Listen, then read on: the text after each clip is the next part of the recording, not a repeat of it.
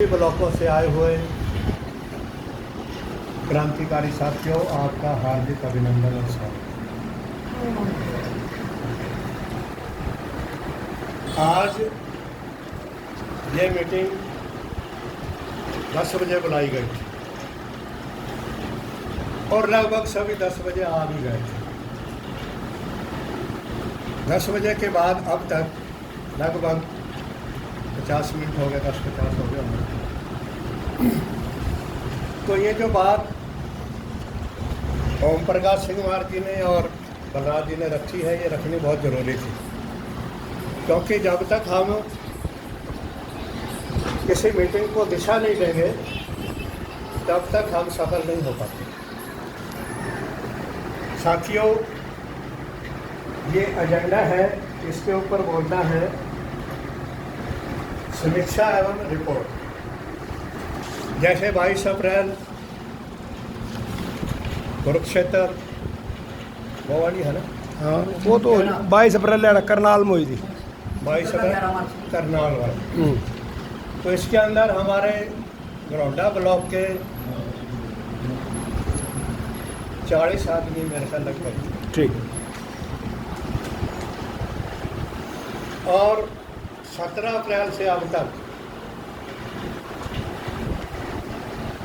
हम जो है लगातार मेंबरशिप बढ़ाने का प्रयास करते रहे और इसके बीच 2 मीटिंगें हमारी ब्लॉक की हुई है और उसके अंदर जिला के हमारे बलराज जी और कैशियर शिवेंद्र रावत जी, कृपाल जी वो मीटिंगों के अंदर आए थे। इन्होंने हमारी मीटिंगों को अपनी आंखों से देखा है कि वहाँ पर हमारी मीटिंग का क्या प्रभाव रहा और लोग कैसे जागरूक हुए।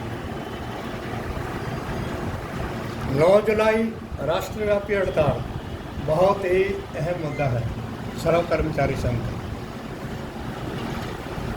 इसी संदर्भ में अभी 3 दिन पहले गरौंडा के अंदर मीटिंग हुई थी पब्लिक हेल्थ के दफ्तर। रिटायर्ड कर्मचारी इस धरने और प्रदर्शन के द्वारा सरकार को स्पष्ट संदेश भेज सकते हैं। जैसा कि पीछे भी हमने कुरुक्षेत्र जो रिटायर्ड कर्मचारियों का धरना प्रदर्शन चला था, स्पष्ट संदेश सरकार को पहुंचा और उसी संदेश के संदर्भ में हमारे स्टेट के 5 पदाधिकारी और सरकार के साथ बातचीत करने में सफल रहे। क्यों? क्योंकि इससे पहले तो इनको बुलाया ही नहीं जाता था।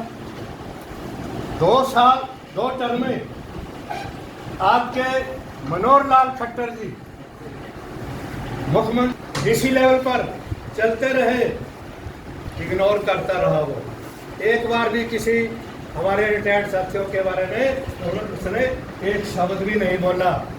लेकिन 22 अप्रैल का जो कुरुक्षेत्र का हमारा धरना प्रदर्शन था 15 मार्च और 11 मार्च का था। 11 मार्च का था। चलो मैं शायद डेट बोल रहा हूँ, कोई नहीं, 11 मार्च। तो उसका स्पष्ट संदेश और वो सरकार तक पहुंचा है। और डीसी देखो आपका मांग पत्र लेकर वहां धरने से लेकर गए। बाकी भाई बिना रोए कहे कुछ नहीं मिलेगा। अब हम इसी बात में खुश हो जाए कि मांग पत्र डीसी हमारे धरना स्थल पर आकर ले गई, वो तो हमारी तरह अप्लाई है।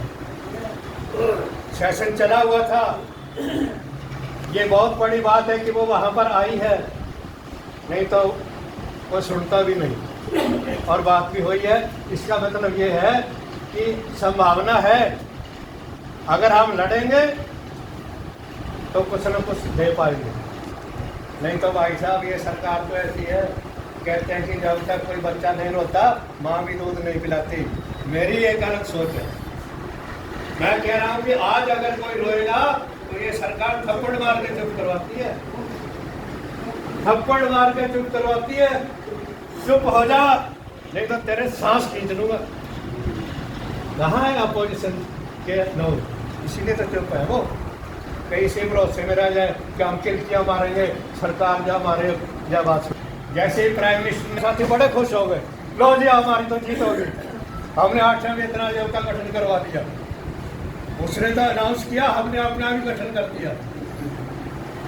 आज तक ना तो उस आयोग का कोई अध्यक्ष है ना कोई मेंबर है, और उसमें ऐसे थोड़ा तो मैं कह रहा था 8वें वेतन आयोग की बात, अभी तक ना तो कोई अध्यक्ष है ना कोई उसका मेंबर है ना इसका कोई कार्यक्रम है। अभी हम फील्ड में जाते हैं, काम करते हैं, 8वें वेतन आयोग के बारे में बताते हैं, कहते हैं ऐसा नहीं हो सकता। आज तक हुआ है क्या? वो अपना पक्ष मजबूत करते हैं इसलिए कि इनको चंदा और मेंबरशिप ना देनी पड़े, और इसकी अलग कोई बात नहीं है। अंदर उनसे भी डर है, उनके अंदर भी डर है। हम लोग तो फिर भी निर्भीक है, क्यों हम लड़ रहे हैं। वो घर बैठे हैं, सोचते रहते हैं मिलेगा तो नहीं मिलेगा। हमारे को ये कहता है कि ऐसा भी हो सकता है कोई। ये सरकार साथियों, ये सरकार सब कुछ कर सकती है। इस सरकार से आप ये उम्मीद ना करें, ये कर्मचारियों और रिटायर्ड कर्मचारियों के हित में है। अब हम जो बात कहते थे कि सरकार जो है पेंशन समाप्त करने जा रही है, और वो लोग क्या कहते थे पेंशन भी कभी खत्म होती है, ये तो अब तक चलती आ रही है, कौन खत्म कर देगा। हमने उनको कहा कि देखिए साथियों, 2005 के बाद कौन सी पेंशन है, 2005 के बाद एम्प्लॉयज की कौन सी पेंशन है। आप कह रहे थे बंद नहीं हो सकती, ये बंद हुई है या नहीं हुई, बताइए हमें। और किन साथियों ने इसका विरोध किया है, बताइए आप। इस सरकार के सामने विरोध करने की किसी की क्षमता ही नहीं है, स्वयं रिटायर्ड कर्मचारियों की। माने हैं वो इस बात को। ये उसी का ऊपर 8वें वेतन आयोग 15 तारीख का है, ये 15 तारीख का है ये। या तो आप ये कहो कि लगभग गाँव के अंदर मीटिंग ले रहे हैं हम गाँव के अंदर मीटिंग ले रहे हैं। अगर मैं पूरा बताऊंगा तो फिर यहाँ ऑब्जेक्शन हो जाएगा कि आप शॉर्ट में चलो। वहाँ पर हमारे साथ जो समस्या आती है वो हम आपको बता रहे हैं। अगर हम ये कह रहे हैं उनको कि भाइयों हम आप आखिरी दौर पे कर रहे हैं, रिटायर्ड साथी हम भी तो आप में से ही हैं, हम कोई रेगुलर एम्प्लॉय नहीं है, हम बार बार आपके बीच नहीं आ सकते। कहते जब आखिरी दौर ही है तो फिर लड़ने की क्या जरूरत है। देखिए ये लड़ने की क्या जरूरत है, घर में भाई तेरे को यहाँ आने की भी जरूरत नहीं थी। और अभी मेरे ख्याल ये टर्म आप पूरी भी नहीं कर पाओगे। लोग आपसे प्रार्थना करते हैं कि आप ठीक कर